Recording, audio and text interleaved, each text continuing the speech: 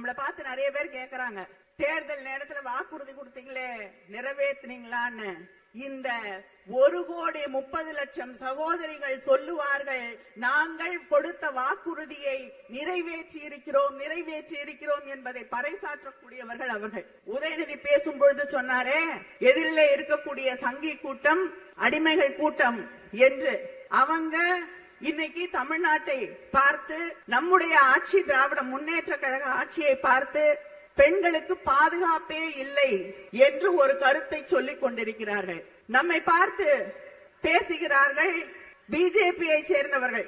2017 உத்தரப்பிரதேசத்துல உன்னாவோல 17 வயது ஆன ஒரு சிறுமி குல்தீப் சிங் செங்கார் என்ற ஒரு சட்டமன்ற உறுப்பினரால், அவருடைய ரவுடிகளால் அந்த பெண் பாலியல் வன்முறைக்கு ஆளாக்கப்படுகிறார். அந்த குற்றத்தை சார்ந்து செய்த ஒருவர் சமீபத்தில் நீண்ட நாள் போராட்டத்திற்கு பிறகு ஒரு நியாயம் கிடைக்கிறது. நாடு முழுவதும் பற்றி எரிந்த பிறகு அந்த பெண்ணுக்கு ஒரு நியாயம் கிடைக்கிறது. அந்த சிறுமிக்கு சமீபத்திலே அவருக்கு பெயில் வழங்கி இருக்கிறது டெல்லியில் இருக்கக்கூடிய நீதிமன்றம். பிஜேபி பெண்களுக்கு பாதுகாப்பு வழங்கக்கூடிய லட்சணம் இதுதான். ஆனால் கோவையிலே ஒரு பெண்ணுக்கு எதிரான ஒரு சம்பவம் நடக்கிறது. 30 நாள்ல சார்ஜ் ஷீட் போடணும்னு சொன்னது நம்முடைய முதலமைச்சர் அண்ணன் தளபதி அவர்கள். 30 நாள்ல சார்ஜ் ஷீட் நீதிமன்றத்திலே வழங்கப்பட்டது. கிராமப்புறங்கள்ல இருக்கக்கூடிய மக்களுடைய 100 நாள் வேலைக்கு கூட உலை வைத்துக் கொண்டிருக்கக்கூடிய ஆட்சி அங்கே நடைபெற்றுக் கொண்டிருக்கக்கூடிய பிஜேபி ஆட்சி. அதுக்கு எதிராக தமிழ்நாட்டில் இருக்கக்கூடிய எதிர்கட்சிகள் என்று எங்களை எல்லாம் சொல்லுங்கள் என்று சொல்லி சொல்லி பெருமைப்பட்டுக் கொண்டிருக்கக்கூடியவர்கள், நமக்கு எதிராக குரலை உயர்த்தி கொண்டிருக்கக்கூடியவர்கள், நமக்கு எதிராக அரசியல் செய்ய வேண்டும் என்று ஆசைப்படக்கூடியவர்கள், அந்த 100 நாள் வேலை திட்டத்தை நிறுத்த துடிக்கக்கூடிய அந்த பிஜேபியை எதிர்த்து ஒரு வார்த்தை பேசியிருக்காங்களா? நம்முடைய முதலமைச்சர் அவர்களுக்கு தி கான்ஸ்டிடியூஷன் ஆஃப் இந்தியா மேடையில இருக்கக்கூடிய மகளிர் அணி சகோதரிகள் அரசு அமைப்பு சட்டத்தை புத்தக வடிவிலே அவருக்கு வழங்கினோம் பரிசாக. ஏன் என்று நீங்கள் கேட்கலாம். அரசியமைப்பு புத்தகத்தின் முக உரையில் சொல்லப்பட்டிருப்பது we the people, மக்களாகிய நாம்.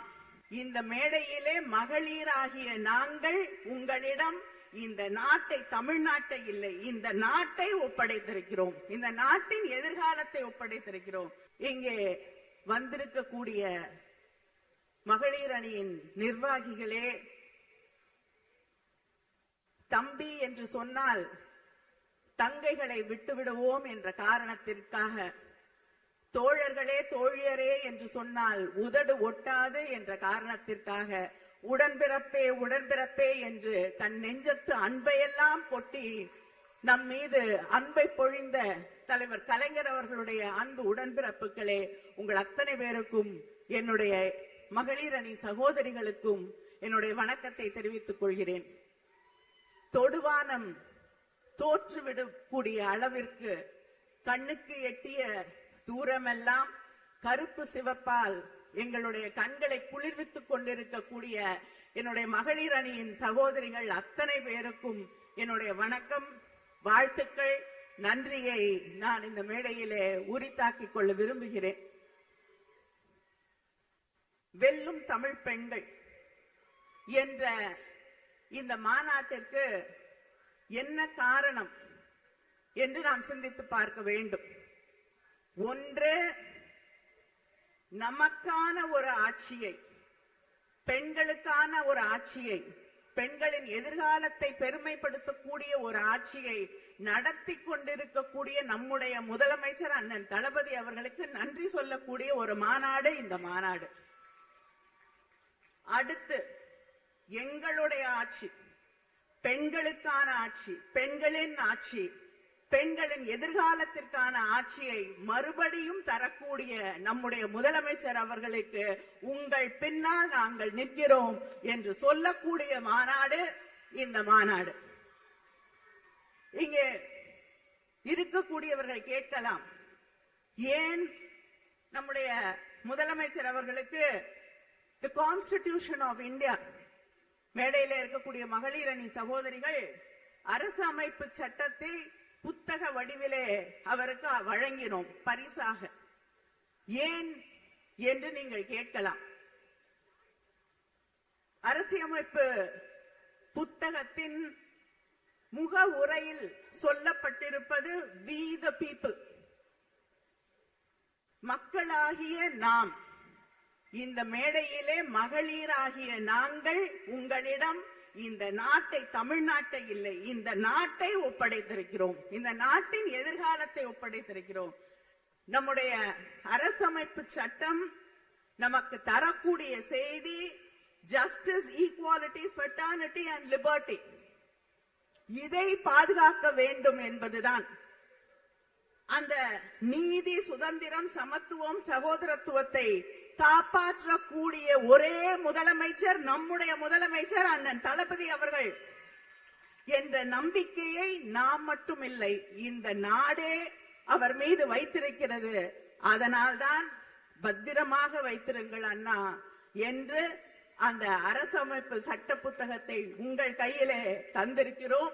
இந்த நாட்டை, தமிழ்நாட்டை இல்ல, இந்த நாட்டை பாதுகாக்க வேண்டிய கடமை உங்கள் கைகளில் இருக்கிறது. ஏனென்றால் உங்க குரல் வந்த பிறகுதான் இந்த நாட்டில் உங்களுக்கு பின்னால் தான் ஒவ்வொரு குரலாக அங்கே இருக்கக்கூடிய பாசிச அரசுக்கு எதிராக எழக்கூடிய அத்தனை குரல்களும் உங்களுக்கு பின்னால் அணிதிரக்கூடிய குரல்களாகத்தான் இன்று இருந்து கொண்டிருக்கிறது. அதனால்தான் இந்த நாடு உங்களை நம்பி இருக்கிறது என்பதை நான் திரும்ப திரும்ப திரும்ப இங்கே சொல்லிக்கொள்ள விரும்புகிறேன். இந்த மாநாட்டிலே சில கருத்துக்களை நான் உங்களோடு பகிர்ந்து கொள்ள விரும்புகிறேன். இந்த ஆட்சி மகளிருக்கான ஆட்சி என்று நாம் சொல்கிறோம். கலைஞர் மகளிர் உரிமை தொகை இன்று 1,30,00,000 சகோதரிகளுக்கு, தமிழ்நாடு முழுவதும் இருக்கக்கூடிய சகோதரிகளுக்கு தரப்படுகிறது. நம்மளை பார்த்து நிறைய பேர் கேட்கிறாங்க, தேர்தல் நேரத்தில் வாக்குறுதி கொடுத்தீங்களே நிறைவேற்றினீங்களான்னு. இந்த 1,30,00,000 சகோதரிகள் சொல்லுவார்கள், நாங்கள் கொடுத்த வாக்குறுதியை நிறைவேற்றி இருக்கிறோம் என்பதை பறைசாற்றக்கூடியவர்கள் அவர்கள். அதே போல புதுமை பெண் திட்டம், கல்லூரிக்கு போகக்கூடிய சாதாரண சாமானிய குடும்பங்கள்ல இருந்து வரக்கூடிய பெண்களுக்கு கல்வி தடைபடக்கூடாது என்பதற்காக மாதம் 1000 ரூபாய் வழங்கக்கூடிய புதுமை பெண் திட்டம், விடியல் பயணம். பெருமையோடு சொல்கிறேன், 47% உழைக்கக்கூடிய, வேலைக்கு போகக்கூடிய பெண்கள் இருக்கக்கூடிய மாநிலம் தமிழ்நாடு. வேற எந்த மாநிலத்திலும் அதற்கான வாய்ப்புகள் உருவாக்கப்படவில்லை. நமக்கு 47% பேர் இருக்கோம்னா அதற்கு காரணம், அதற்கான வாய்ப்புகள், கல்வி, அடிப்படை கல்வி வழங்கப்பட்டது, கல்லூரிக்கு போகக்கூடிய வாய்ப்புகள் உருவாக்கி தரப்பட்டது. ஒரு பாதுகாப்பான மாநிலமாக இந்த மாநிலம் இருக்கக்கூடிய ஒரே காரணத்தாலதான் 47% இந்தியாவிலேயே அதிகமாக உழைக்கக்கூடிய, வேலைக்கு போகக்கூடிய பெண்கள் இருப்பது தமிழ்நாடு. இந்த பகுதி கோவை, கரூர், ஈரோடு, திருப்பூர், நீலகிரி, நாமக்கல், இங்க புத்தொழில் ஸ்டார்ட் அப்ஸ் கிட்டத்தட்ட 2282 பேர் புதிதாக ஸ்டார்ட் அப்ஸ் துவங்கி இருக்காங்க. ஆண்கள் வருத்தப்படக்கூடாது. அதில் 56% பெண்கள். அதை உறுதி செய்த ஆட்சி திராவிட முன்னேற்ற கழக ஆட்சி. அதே போல தமிழ்நாடுல கல்வி இல்ல, கல்வி வளர்ச்சி இல்லைங்கிறாங்க. உயர்கல்விக்கு போகக்கூடிய பெண்களுடைய சதவிகிதம் இந்தியாவில 28%. ஆனா தமிழ்நாட்டுல உயர்கல்விக்கு போகக்கூடிய பெண்களுடைய சதவிகிதம் 48.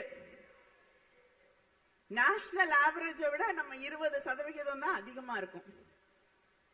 இது வளர்ந்த நாடுகளுக்கு இணையான ஒரு சதவிகிதம். அதே போல படிக்கக்கூடிய பெண்களுக்கு, வேலைக்கு போகக்கூடிய பெண்களுக்கு தோழி விடுதிகள் என்று அவர்கள் தங்குவதற்காக அந்த விடுதிகளை உருவாக்கி அந்த பெண்களை பாதுகாப்பாக வைத்திருக்கக்கூடிய ஆட்சி நம்முடைய அண்ணன் தளபதி அவர்களுடைய ஆட்சி. ஆனா எதிர்க்கட்சிகள் உதயநிதி பேசும் பொழுது சொன்னாரே, எதிரிலே இருக்கக்கூடிய சங்கி கூட்டம் அடிமைகள் கூட்டம் என்று. அவங்க இன்னைக்கு தமிழ்நாட்டை பார்த்து, நம்முடைய ஆட்சி திராவிட முன்னேற்ற கழக ஆட்சியை பார்த்து பெண்களுக்கு பாதுகாப்பே இல்லை என்று ஒரு கருத்தை சொல்லிக் கொண்டிருக்கிறார்கள். நான் ரெண்டு உதாரணத்தை மட்டும் சொல்ல விரும்புகிறேன். பொள்ளாச்சி அதிமுக ஆட்சியிலே பொள்ளாச்சியிலே நடைபெற்ற பெண்களுக்கு எதிராக நடந்த குற்றங்கள், வன்முறைகள் என்னன்னு நம்ம அத்தனை பேருக்கும் தெரியும். திராவிட முன்னேற்ற கழகம் அண்ணன் தளபதி அவர்களுடைய ஆணைக்கிணங்க அங்கே நாம் மகளிர் அணி அந்த போராட்டத்தை கையிலே எடுத்து அந்த போராட்டத்துக்கு போக கூட விடல. சாலையிலே அமர்ந்து எங்களை போராட்டத்துக்கு போக விடலன்னா நாங்கள் மறியல் செய்வோம் என்று சொன்ன பிறகு, அங்கே அமர்ந்த பிறகுதான் போராட்ட களத்திற்கே போக விட்டாங்க. அங்கே பாதிக்கப்பட்டு போலீஸ் ஸ்டேஷன்ல கம்ப்ளைண்ட் கொடுத்த பெண் எத்தனை அச்சுறுத்தல்களுக்கு ஆளானார்கள்.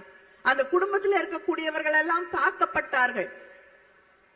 எடப்பாடி பழனிசாமி அவர்களுடைய ஆட்சியிலே பிறகு நம்முடைய போராட்டத்திற்கு பிறகுதான் அந்த பெண்களுக்கு நியாயம் கிடைக்கக்கூடிய வகையிலே அந்த வழக்கு சிபிஐக்கு வழங்கப்பட்டது.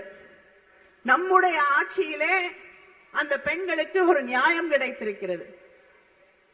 நம்மை பார்த்து பேசுகிறார்கள் பிஜேபியை சேர்ந்தவர்கள்.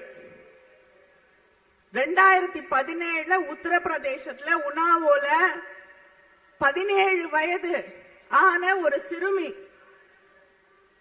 குல்தீப் சிங் செங்கார் என்ற ஒரு சட்டமன்ற உறுப்பினரால், அவருடைய ரவுடிகளால் அந்த பெண் பாலியல் வன்முறைக்கு ஆளாக்கப்படுகிறார்.